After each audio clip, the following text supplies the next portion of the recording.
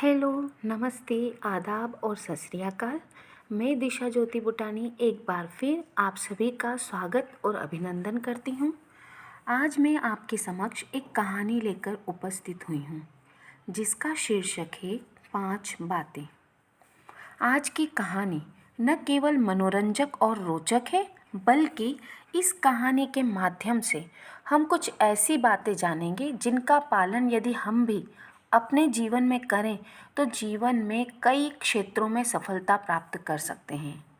तो लीजिए, प्रस्तुत है यह कहानी 5 बातें। किसी गांव में हरपाल सिंह नाम का एक युवक रहता था। बचपन में उसकी माँ उसे छोड़ चल बसी थी। सौतेली माँ ने उसका पालन पोषण किया था। वह हरपाल को बहुत तंग करती थी। हरपाल ने अपनी माँ को खुश करने की बहुत कोशिश की, लेकिन उसकी माँ पर कोई प्रभाव नहीं पड़ा। आखिर एक दिन उसने घर छोड़ने की योजना बना ही ली। छोटी सी पोटली में 2 रोटियां, कुछ कपड़े और जेब में कुछ पैसे रखे। रात के सन्नाटे में वह बाहर आया। पूरा गांव नींद में सो रहा था। कीड़ों की आवाज़ें हवा को कंपा रही थी। नदी के किनारे अकेली झोपड़ी थी। उसमें एक बूढ़ा रहता था। बोलता बहुत कम था, लेकिन जब भी बोलता पते की बात कहता। सौतेली माँ जब भी मारती, हरपाल उसी बूढ़े के पास जाता। बूढ़ा उसे समझाता, 2 काम की बातें बताता। गांव छोड़कर जाने से पहले वह बूढ़े के पास गया। बूढ़े ने उसके मन की बात जान ली और पूछा, घर छोड़ने की सोच रहे हो महोदय? हाँ, हरपाल सिंह बोला। घर में जो रूखी सूखी मिले चुपचाप खाओ, पराए देश में भटकने से क्या फ़ायदा? बूढ़े ने हरपाल की हिम्मत परखनी चाहिए। हरपाल अपने इरादे पर अडिग था। बूढ़े ने इस पर कहा, अगर तुम जिंदगी को साहस और उद्यम से जीना चाहते हो तो मेरी बातें ध्यान से सुनो। मैं तुम्हें 5 बातें बताता हूँ। अगर तुम उन पर अमल करोगे तो तुम्हें ज़रूर सफलता मिलेगी। हरपाल उसकी बात ध्यान से सुनने लगा। बूढ़ा कह रहा था, जो भी तुम्हारा भला करे उसकी बात मानो। कभी किसी का दिल दुखाने वाली बात मत कहो। हर एक काम ईमानदारी से करो। अधिक योग्य बने बिना बड़ों से बराबरी का दावा मत करो। जहाँ भी ज्ञान की 2 बातें मिले, ध्यान से सुनो। हरपाल ने ये बातें गांठ बांध ली और चल पड़ा। चलते चलते वह एक बहुत बड़े शहर पहुंचा। हिम्मत करके वह राजा के महामंत्री से मिला। उसका गठा हुआ सुंदर शरीर और अच्छा व्यवहार देखकर महामंत्री खुश हुए। उन्होंने हरपाल को नौकरी दे दी। एक बार राजा देश विदेश घूमने निकला। उसके साथ नौकर, चाकर, फौज, फटाका, अनाज ढोने वाले, पशु, व्यापारी, नाचने गाने वाले और न जाने कितने लोग चल रहे थे। चलते चलते राजा का दल एक बहुत बड़े मरुस्थल में जा पहुंचा। दूर दूर तक पानी का नामो निशान नहीं था। राजा के साथी प्यास से तड़पने लगे। प्यास के मारे पशुओं का बुरा हाल हो गया।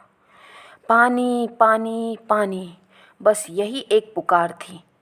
पर पानी था कहाँ? राजा के सिपाही दूर एक गांव के मुखिया को पकड़ लाए। राजा ने कड़क कर कहा, कहीं से पानी का इंतजाम करो, नहीं तो तुम भी जिंदा लौट नहीं पाओगे। मुखिया ने कहा, महाराज, इतने अधिक लोगों के लिए पानी का इंतजाम करना असंभव है। आसपास कहीं भी पानी नहीं है। हाँ, यहाँ से कुछ दूर एक बावड़ी है, बहुत पुरानी, पर वहाँ जाने की कोई हिम्मत नहीं करता। क्यों? राजा का प्रश्न था। क्योंकि उसमें भूत प्रेत रहने लगे हैं। कोई साहस करे तो शायद पानी मिल जाए। महामंत्री ये सब कुछ सुन रहे थे। उन्होंने हरपाल से कहा, तुम जाओ और प्यासे साथियों के लिए पानी का इंतजाम करो। हरपाल मना करने वाला था कि उसे अचानक बूढ़े की पहली बात याद आ गई। जो भी तुम्हारा भला करे उसका कहना मानो। खतरे की परवाह किए बिना वह 2 घड़े लेकर बावड़ी की ओर चल दिया। बावड़ी में घुप अंधेरा था। संगमरमर की सफ़ेद सीढ़ियाँ दिखाई दे रही थीं। वह बेधड़क उतरता हुआ पानी तक पहुँचा। चारों ओर भयानक सन्नाटा था। उसने घड़े भरे। जैसे ही लौटने को हुआ उसे भयंकर हंसी सुनाई पड़ी। उसने आसपास देखा। सीढ़ियों पर एक दैत्याकार आदमी खड़ा हुआ है। वह अपनी छाती में हड्डियों का एक ढांचा चिपकाए हुए था। उसने हड्डियों के ढांचे की ओर बड़ी प्यार भरी निगाह से देखा, फिर हरपाल से पूछा, मेरी सुंदर पत्नी के बारे में क्या सोचते हो नौजवान? वह कुछ कहने ही जा रहा था कि उसे बूढ़े की दूसरी बात याद आ गई। कभी किसी का दिल दुखाने वाली बात मत कहो। हरपाल ने उत्तर दिया, सचमुच मैं इतनी सुंदर स्त्री मैंने पहले कभी नहीं देखी। शाबाश, तुम भले आदमी हो। आज तक हर एक आदमी इसे हड्डियों का ढांचा कहकर मेरी पत्नी का अपमान करता रहा। मैंने गुस्से में आकर उन सब को मार डाला। मैं तुमसे खुश हूँ, तुम्हारी मदद करूँगा। बात यह थी कि वह दैत्याकार आदमी अपनी पत्नी से बहुत प्यार करता था। पत्नी के मर जाने के बाद भी वह नहीं मानता था कि वह मर गई। उसकी लाश को लिए फिरता, जो अब केवल हड्डियों का ढांचा रह गई थी। उसे प्रसन्न देखकर हरपाल ने कहा, अगर आप मुझसे खुश हैं तो इस बावड़ी को छोड़ दीजिए। प्यासे लोगों को पानी से प्यास बुझाने दीजिए। उस व्यक्ति ने हरपाल की बात मान ली। वह बावड़ी छोड़कर चला गया। राजा और उसके साथियों के लिए भरपूर पानी मिला। खुश होकर राजा ने हरपाल को अपने पास रख लिया। बूढ़े की तीसरी बात याद रखते हुए हरपाल अपना हर काम ईमानदारी से करता था और वह कभी भी झूठ नहीं बोलता। इन गुणों के कारण उन्नति करता हुआ वह राजा का कोषपाल बन गया। राजा का एक भाई था, स्वभाव से बड़ा कपटी। वह खुद राजा बनना चाहता था। उसने सोचा, अगर हरपाल को मिला लिया जाए तो खजाने पर कब्जा हो जाएगा। उस धन की सहायता से वह राजा को हराकर खुद राजा बन जाएगा। उसने बहुत कोशिश की, लेकिन हरपाल टस से मस नहीं हुआ। आखिर उसने हरपाल को लालच देते हुए कहा, अगर तुम मेरा साथ दोगे तो मैं अपनी कन्या ब्याह दूंगा। हरपाल का मन डावाडोल हो गया, लेकिन उसे बूढ़े की चौथी सीख याद आ गई, अधिक योग्य बने बिना बड़ों से बराबरी का दावा मत करो। उसने बड़ी सफाई से राजा के भाई का कहना टाल दिया। इस पर राजा का भाई आग बबूला हो उठा। उसने जाकर राजा से शिकायत कर दी, महाराज, कोषपाल ने आपके और राजकुमारी के लिए बहुत अपमान भरी बातें कही हैं। सुनकर राजा की आंखें लाल हो उठी। गुस्से में उसके होंठ कांपने लगे।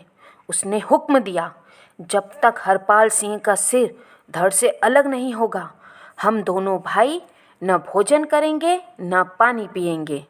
साथ ही उसने आदेश दिया कि यह आज्ञा गुप्त रखी जाए। अगर किसी ने कुछ बताया तो उसे कड़ी सजा दी जाएगी। राजा ने अपने एक अधिकारी को बुलाकर कहा, शहर के बाहर एक धर्मशाला बन रही है, वहाँ जाओ। कल सुबह एक आदमी पूछेगा कि काम कितना रह गया है। इतना सुनते ही तुम उसका सिर काट देना। अधिकारी चला गया। दूसरे दिन सुबह राजा ने हरपाल सिंह को बुलाया और कहा, जाकर पूछो कि धर्मशाला का काम कितना बाकी रह गया है। हरपाल सिंह का घोड़ा उस दिशा में बढ़ चला। रास्ते में एक मंदिर पड़ा। वहाँ एक महात्मा ज्ञान की बातें बता रहे थे। हरपाल सिंह को बूढ़े की 5वीं बात याद आ गई, जहाँ कहीं भी ज्ञान की 2 बातें मिले, ध्यान से सुनो। वह उपदेश सुनने के लिए रुक गया। हरपाल सिंह की हत्या का समाचार न पाकर राजा का भाई अधीर हो उठा। उसे जोरों से भूख लग आई थी। उसने उतावली में वेश बदला और सीधे वहाँ पहुँचा जहाँ धर्मशाला बन रही थी। बदले हुए वेश के कारण कोई जान न सका कि वह राजा का भाई है। उसने जब हरपाल की लाश नहीं देखी तो उसने उस अधिकारी से पूछा, काम पूरा होने में कितनी देर है? अधिकारी ने सोचा, यही आदमी है जिसका सिर काटना है। उसने आओ देखा न ताओ, एक ही झटके में उसका सिर काट दिया और राजा के सामने पेश कर दिया। धीरे धीरे राजा को असली बात की जानकारी हुई। उसने हरपाल को बुलाया और उससे क्षमा मांगी। अब आप ही बताइए, हरपाल अगर उस बूढ़े की 5 बातें न मानता तो क्या होता? क्या वह इतनी आगे बढ़ पाता? कमेंट सेक्शन में लिखकर ज़रूर बताना। उम्मीद करती हूँ कि आप इस कहानी में कही गई बातों पर अमल करेंगे। आपने अपना इतना कीमती समय निकालकर इस कहानी को सुना, उसके लिए आपका हृदय से धन्यवाद। मिलते हैं अगले वीडियो में, तब तक के लिए आप सभी को